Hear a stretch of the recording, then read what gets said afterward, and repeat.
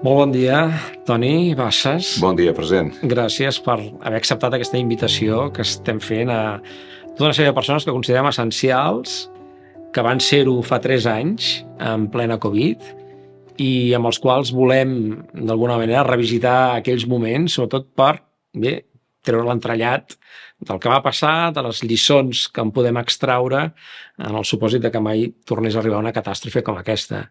Tu ens has portat una fotografia que és justament una fotografia bastant paradigmàtica d'aquells moments, devia ser ben bé el començament. Sí. Una cua, fent una cua per entrar en un supermercat. Sí, No? això ho he anat a mirar, això són el dia 17 de març, per tant, encara no fa una setmana que ens han confinat a casa, i baixo a comprar. I em trobo amb un fet que no m'havia trobat mai a la vida, que alguna vegada havia pensat, t'imagines que algun dia ho visquessis? Que és fer cua per comprar menjar. Jo no havia fet mai cua per comprar menjar. Jo pertanyo a la generació, i suposo que vostè tampoc, que hem tingut la sort de no haver de fer cua i que en general doncs, sempre, si tens diners, compres. No? Sempre hi ha un prestatge que està ple o un mercat que vessa de tot. No? I aleshores em trobo una cua que, val a dir-ho, tampoc no va ser molt llarga, sembla que vaig estar un quart d'hora, i havíem d'entrar de 3 en 3. Era un bon preu, al carrer Ausiàs Marc de Barcelona. Havíem d'entrar de 3 en 3, jo tenia un cert... O sigui, feia molta basarda veure el carrer buit, aquella cua espaiada, tothom amb mascareta i una mica a l'expectativa del que trobaríem a dintre del supermercat. Bé, hi havia de tot, excepte aquell dia em sembla que no hi havia enciams ni gaires vegetals. La resta, sí, la resta vam poder comprar sense limitacions. I me'n recordo que en aquell moment la meva principal preocupació, el meu estat d'ànim era què passarà si realment això s'enfonsa. És a dir, tenia la certesa, si vols, una mica optimista, que ens en sortiríem des del punt de vista mèdic, tot i que les xifres de morts començaven a ser preocupants, però un sempre pensa que a ell no li tocarà perquè estava seguint les precaucions, etc. Però en canvi, què passa si no poden entrar els camions o si senzillament no hi ha res per recollir o falla la cadena de subministrament dels aliments, no? Això sí que em preocupava, perquè les notícies sobre el col·lapse de l'economia, un col·lapse autoinfligit, eren mundials, no? I això sí que un no hi pot fer gran cosa. Però en aquest col·lapse hi ha algú que ens l'explica. I aquesta és una mica també la raó d'haver-te convidat avui aquí. El paper fonamental que juguen aleshores els mitjans de comunicació, no? Sí, aviam, deixi'm dir també per començar que se m'acumulen els honors. Primer ser entrevistat pel president Torra i després ser entrevistat en qualitat d'essencial, no? I he donat moltes voltes a això perquè en efecte la nostra feina de seguida va ser declarada com a essencial. De tota manera, nosaltres, els periodistes que tenim una gran capacitat d'influència en el to amb què la societat rep les informacions, no érem els únics i, m'atreveixo a dir, els principals emissors. Els principals emissors éreu vosaltres, els presidents. Els presidents. Estàvem pendents no només de les vostres paraules, sinó de qualsevol gest, de qualsevol ganyota, de qualsevol saliva que se'n passava després d'una frase, perquè enteníem que la situació era molt més dramàtica del que, òbviament, ens podíeu explicar. No? Després, naturalment, el president de Catalunya té, per desgràcia, les limitacions que té des del punt de vista competencial i en canvi, doncs, el president espanyol podia marcar el ritme del butlletí oficial de l'Estat i decidir moltes coses en matèria laboral, per exemple. No? Però el to el marcàveu bastant vosaltres. Què podíem fer nosaltres en aquell moment? Home, el que sempre hauríem d'estar fent, i que com que no sempre ho fem, per això el periodisme perd pistonada, que és ser uns grans validadors, uns grans certificadors de l'actualitat, de les notícies, i fer-ho, a més, amb tanta contenció emocional com fos possible. Això sí. Això sí. I aleshores, aquí sí que jo crec que la feina de molts col·legues meus, i per parlar dels meus col·legues més pròxims, els del diari on treballo, el diari Ara, va ser una feina molt important. Perquè molta gent va refusar l'espectacularitat i el sensacionalisme i van a buscar aquells que pensava que en unes circumstàncies tan greus estarien a l'alçada. Però clar, ens trobem que només hi ha un tema, només hi ha una informació possible en aquells moments, la ciutadania està 24 hores pendent de l'evolució d'una pandèmia. Sí. Per tant, les notícies tampoc no són només les notícies de la teva ciutat ni del teu país, sinó que les notícies són del món, què està passant en el món sencer. No hi ha futbol per distreure. No hi ha futbol per distreure's, no hi ha política, no hi ha res més. Hi ha molta política, però no de l'habitual. Però no de l'habitual, no? I és cert, en aquell moment queden les llums apagades i els flaixos estan només en les intervencions dels principals protagonistes públics del moment. Però que això s'havia de comunicar. Primer, quina és la teva opinió de com comuniquen els governs i el govern de la Generalitat? I t'ho dic amb tota la honestedat possible, perquè crec que aquest, per mi, era un tema essencial de com érem capaços de traslladar a la ciutadania el que el govern de Catalunya, amb totes les seves limitacions, que van ser immenses en aquell moment, i ara no és el moment de parlar-ne i de discutir-la, però que teníem la voluntat de traslladar a la ciutadania que el que ens importava únicament era la seva vida, no? Sí. No ho sé, van haver-hi altres maneres d'informar, per exemple, doncs amb militars al costat, no? Cosa que nosaltres vam rebutjar immediatament. Però nosaltres tampoc no en tenim. Tampoc no en tenim, exacte. Però tenim gent de protecció civil, no? Molt bona, i que moltes vegades també sí que ens han acompanyat.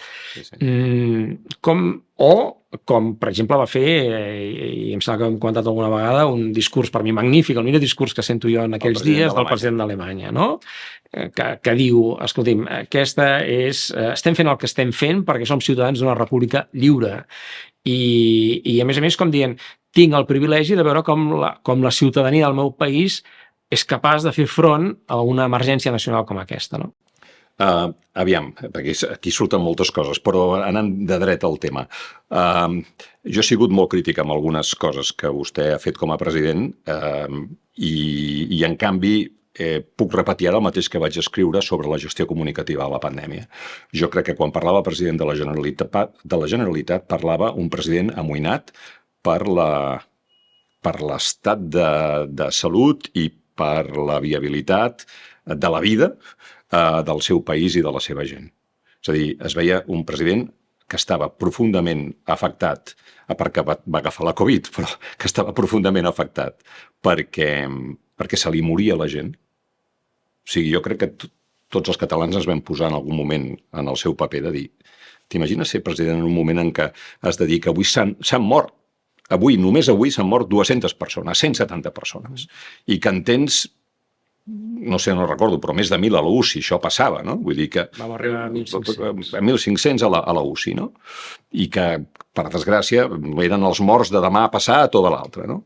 Bueno, jo crec que el nivell comunicatiu de la presidència de la Generalitat va ser extraordinàriament honorable i no només això, sinó que era bastant mortificador observar que les mesures que proposàveu avui, que eren denegades al cap de 2 hores per Madrid, s'aplicaven al cap de 15 dies. Aleshores, un tenia la clara convicció que estava en les millors mans. Unes mans políticament insuficients, per les raons que abans hem dit, però que estaven en les millors mans. La comunicació dels estats, és molt curiós, va acabar semblant-se en molts casos perquè els estats tenen una manera pròpia de reaccionar davant dels problemes, que és amb aquest patriotisme banal, aparentment invisible, i llavors hi ha frases que s'encomanen. I la va dir Macron, però també la va dir Pedro Sánchez. Estem en guerra. La idea de que estàvem en guerra. I que això, ja ens venen els militars i també diuen que avui és dilluns perquè tots els dies a la guerra són dilluns. Aquesta militarització d'una pandèmia, d'un problema d'ordre públic, de salut pública, no? Aquí els estats van apel·lar al patriotisme d'altres vegades, de les guerres. Nosaltres no estem en aquesta tessitura i en aquest sentit millor que hagués estat així, però el que vàrem tenir de part de l'Estat jo crec va ser una reacció, a més, en el cas de l'Estat espanyol, una reacció absolutament centralista. En primer lloc, de to nacionalista, i després, des d'un punt de vista de l'acció política, molt centralista. Hi ha una frase de Pedro Sánchez que és en ocasions som 17 autonomies i en ocasions com ara som una gran nació. Aleshores, les 17 autonomies no formen part de la gran nació. És a dir, volguent-ho o no volguent-ho, d'una manera implícita o explícita, l'Estat el que deia era quan hi ha un problema greu, els petits s'han de quedar a casa i d'això ja se n'ocupen els adults, que és l'Estat que a més és el que té la interlocució amb la Unió Europea, etc. I després hi ha la gestió pròpia de la pandèmia, és a dir, tots veiem que anava... O sigui, aviam, al principi de la pandèmia ens vareu dir, als presidents, no, les mascaretes tampoc no solucionen tants problemes. Oh, clar, perquè no n'hi havia. Després, així que hi va haver mascaretes, de seguida ens veu dir poseu-vos la mascareta i no us la traieu, no? Jo crec també que a Catalunya tenim un sistema públic de sanitat que, malgrat totes les dificultats, ens honora, i, per tant, en aquest sentit, jo crec també que estàvem en bones mans i jo crec que això ens va tranquil·litzar. Però jo vaig veure patriotisme desenfocat, militarització, sobretot al principi, i per part de la presidència de la Generalitat un punt d'angoixa molt serena o de serenitat molt angoixada. Digueu-li com vulgueu, no? Sobre això parlaríem molt, no? Perquè a mi també m'era molt difícil trobar el to. A mi en un moment determinat em venen uns assessors de comunicació i em presenten una campanya de conscienciació a la ciutadania, no diré que de flors i violes, però gairebé. I jo els dic, no, aneu a gravar als hospitals doncs, la situació en la qual es troba en aquests moments. És a dir, com transmetre el punt exacte de gravetat de la situació sense caure en un alarmisme paralitzant, però sense obviar la gravetat, perquè això també ens conduïa a un fracàs, quan estàvem veient que les mesures que no implementaves immediatament, doncs al cap de 15 dies en veies les conseqüències, no? Per tant, també crec que el periodisme també devia passar pel mateix angoixa de reflexionar com he de retransmetre, quin és el to, quin és l'estil, i en aquest sentit crec que entre tots plegats ens en vam sortir en el sentit que els mitjans creïbles Poden ser més que mai, sí. Poden ser més que mai. Sí, i a més això jo ho puc demostrar objectivament. L'Ara va augmentar els seus subscriptors en aquells mesos. Va ser una petita, un parèntesi d'edat d'or del periodisme. Perquè molta gent va dir, escolta, no puc sortir, no puc fer res, però si m'haig de gastar els diners en alguna cosa és amb informació que realment m'ajudi a prendre decisions. Exacte. Que jo sàpiga què haig de fer? Què haig de fer? Perquè, clar, és veritat que la pandèmia era un tema únic, però era molt subdivisible, perquè què haig de fer des del punt de vista de la protecció de la salut? Què haig de fer amb la meva feina? Què haig de fer amb els meus estalvis? Què haig de fer amb la canalla i amb l'educació, amb la gent gran, què faig amb els meus pares, és a dir, la quantitat d'amics que per raons d'edat encara tenen pares que estan vius, però una miqueta precaris que els hi anaven a portar el menjar i els hi deixaven a la porta i se n'anaven, no? Aquella situació tan angoixant, no? Tota aquesta gent era d'home en d'home, o sigui, volien saber.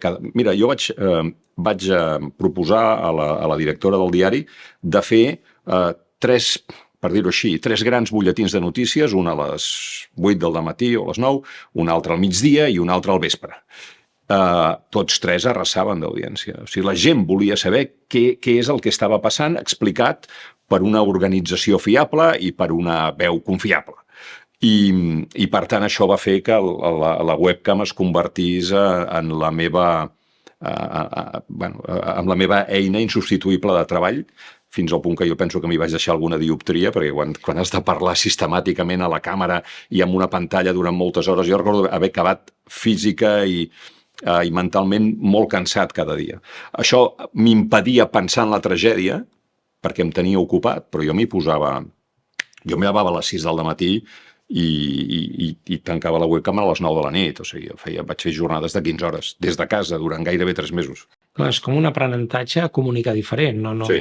De sobte, els mitjans desapareixen, sí que la ràdio hi és, sí que la televisió hi és, però vosaltres heu d'informar d'una altra manera. Sí, el pitjor d'aquesta situació és l'aïllament, perquè encara que tenim WhatsApp, sí, avui la comunicació és infinitament més fàcil que mai, però les feines creatives, les feines en què cal prendre decisions amb una mica de risc, en què jo dic una idea i el meu interlocutor la completa o al revés, necessiten la presencialitat.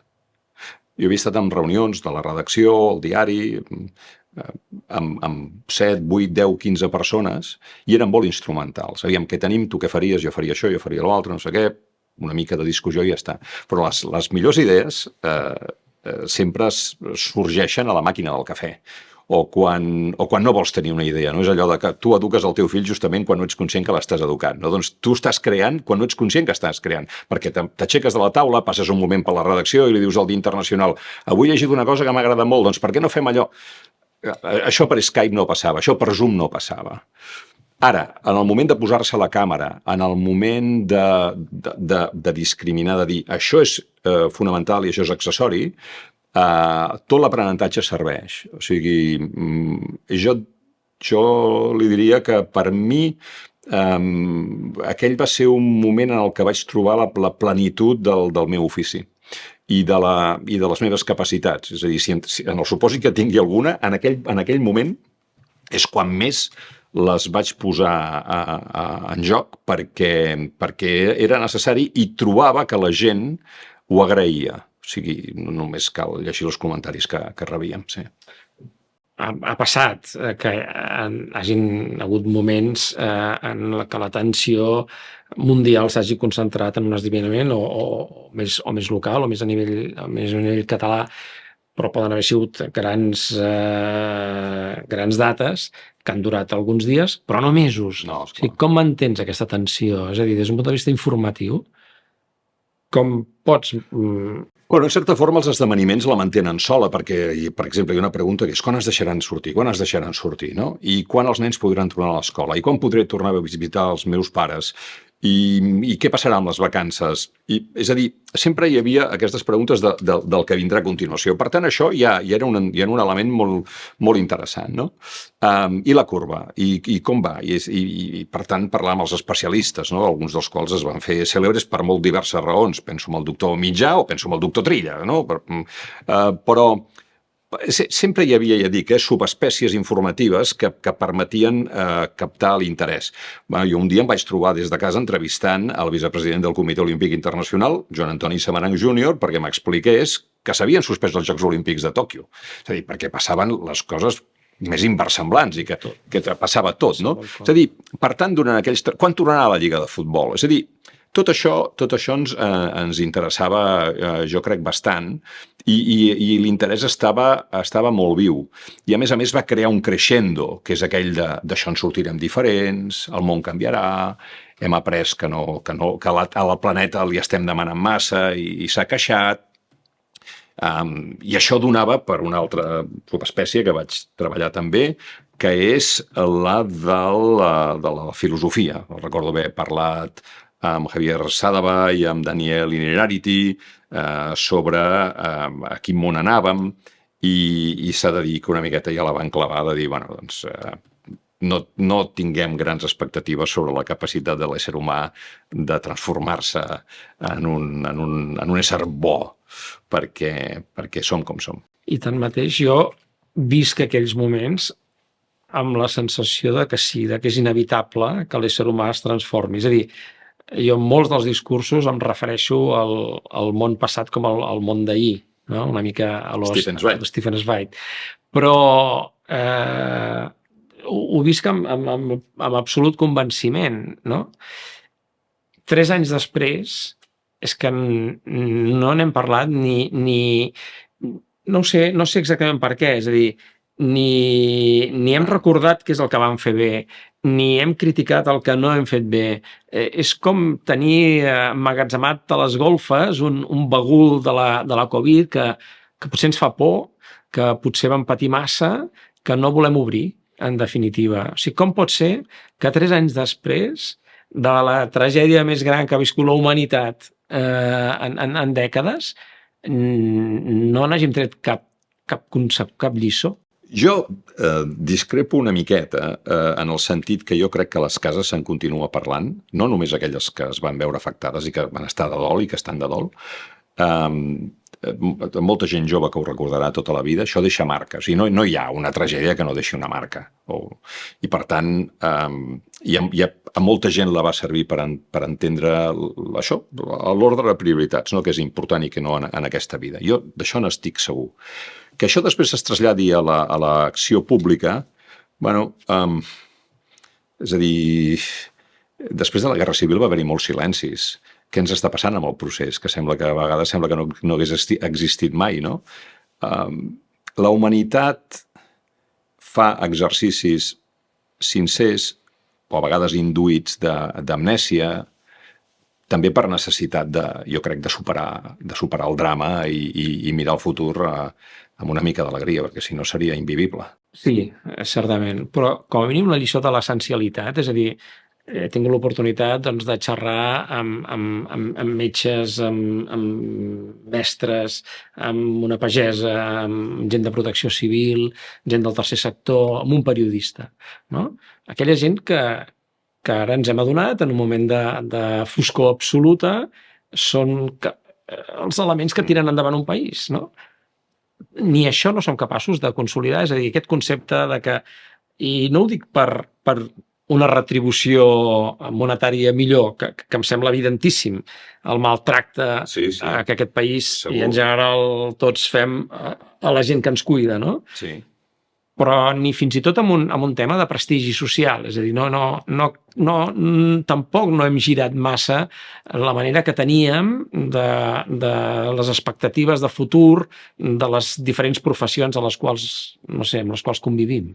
Sí, això és veritat. Amb tot, és que el gènere humà és així d'ingrat i és així d'injust.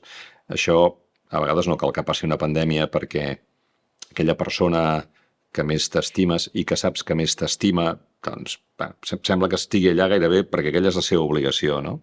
I el dia que no hi és, doncs te n'adones del que has perdut o del que no tens. En fi, no vull dir que estigui bé, Dic que per desgràcia jo crec que va bastant amb el gènere humà. A mi també jo em vaig deixar portar, segurament, no sé si és un pensament una miqueta naïf, per aquesta idea de no, ens sortirem millor.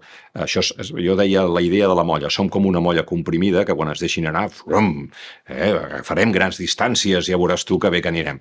No, hem tornat una miqueta. De tota manera, estic segur que hi ha molta gent que en els seus comportaments individuals a l'hora de malbaratar, a l'hora de planificar les vacances, entén que el món és finit i que no se'l pot estar reptant constantment. I el periodisme surt millor periodisme després de la Covid? Jo crec que sí, en el sentit que com que la gent que va treballar seriosament va ser retribuïda en audiències i amb interès per la seva feina, es van acumular, diguéssim, molts prestigis i molta importància del prestigi que significa. No? Això no vol dir que després no tornéssim, en alguns casos, en el business as usual i que hi hagi el punt de sensacionalisme o els punts de sensacionalisme que hi ha sempre. Però la feina que va fer la gent jo crec que molts periodistes van perdre, si és que la tenien aquella funció a vegades una miqueta més frívola, en la que el titular o una qüestió anecdòtica però molt, molt popular sabies que tenia molta audiència. Jo crec que molta gent s'ha anat a preguntar per les coses, pels temes essencials també. Si parlem de l'essencialitat, molts periodistes han entès la importància de l'essencialitat i d'anar-hi contracorrent. Ni que sigui per poder dir sí, ara això a tu potser no et sembla important, però ja m'ho sabràs dir el dia que vingui una pandèmia. Perquè com que ja ha vingut, ara ningú no pot dir no, això no passarà mai. No, sí, ha passat. Ho hem vist, això ha passat. I avui que tinc la sort de ser jo l'entrevistador i vostè l'entrevistat, hi ha una pregunta que és inevitable de fer. Vostès, els periodistes, estan com molt sotmesos les pressions dels entorns polítics de tots els partits. Jo ho he viscut. Sí. És un moment de parèntesi, això? És a dir, es va poder fer la feina tal com es creia que s'havia de fer? Sí. Jo crec que sí, que es pot dir que es va poder fer. Això no obsta, doncs, perquè algú suggerís un tractament més benèvol o menys dramàtic, que d'altra banda jo crec que molts periodistes haurien admès que no calia espantar per espantar, perquè tampoc no teníem la certesa del que anava passant. Per què ens havíem de posar en el pitjor si tampoc sabíem que el pitjor seria el que acabaria passant, no? Però sí, en aquella època, en aquells mesos, potser aquella cosa naïf que després et fa pensar, no, tot canviarà, te n'adones que sí, home, hi ha el president, no? Hi ha els consellers, hi ha els periodistes, cadascú té el seu paper, però tots som éssers humans absolutament vulnerables i sotmesos al perill de ser atrapats i morts per un virus, no? I, per tant, jo crec que ens va recordar que tots som iguals. Jo sí que diria que hi ha molt poques notícies que t'ho recordin, això. Molt poques notícies. Acabem aquí. Alguna cosa es va fer malament, no? Sí, per exemple, no deixar que la gent es pogués acomiadar als hospitals dels seus pares o avis. Jo crec que això és dramàtic i encara ara hi ha molta gent que te'n parla, com d'un drama personal, com un afer que no han pogut tancar, que no han tancat bé, no? Això sí. Això jo crec que no es va fer bé. Però... I després feia patir molt també les cues de la gana. A la pandèmia va haver-hi un moment, especialment a la ciutat de Barcelona, que es media per la quantitat de gent que estava a la cua de la UCI o a la UCI i la gent que estava a la cua de la parròquia de Santa Anna a demanar menjar, no? I veus que la precarietat continua, però en aquell moment jo crec que la resposta, tenint en compte tot plegat, que era no diré imprevisible, perquè ja ens estaven avisant, però tenint en compte que els polítics, com es veu ara amb la sequera, no viuen precisament a llarg termini, doncs Déu-n'hi-do la resposta que es va saber donar amb aquestes insuficiències de to i això, no? El que es va fer malament jo crec que va per aquí i d'altra banda doncs serveixi per no repetir-ho. Però en general jo hi vaig veure molta alçada de mires. I des del món del periodisme hi ha alguna crítica a fer-se? Bueno, segurament l'aproximació, no? De dir, això està passant a la Xina, però els xinesos ja sabem com són, això està passant a Itàlia, però els italians ja sabem com són, i fins que tu trobes a la porta de casa, això sí, això ens va passar.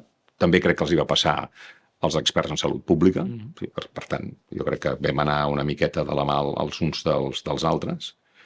Però crec que aquell va ser un moment d'una certa comunió, és a dir, que la gent... Va haver-hi una serietat, una assumpció de la gravetat del que estava passant, no? El que potser tampoc no es va fer molt bé, doncs l'aproximació amb les escoles, no? Quan sents ara que hi ha nanos que van un curs endarrerit en relació a Europa, perquè l'any de la pandèmia doncs, van gairebé com aquell qui diu no van fer classes. Això també és una cosa que s'hauria de mirar de millorar. Doncs moltes gràcies, Antoni, per la feina feta, per la que fas, i ens veiem a la propera. President, moltes gràcies també. Gràcies. Gràcies.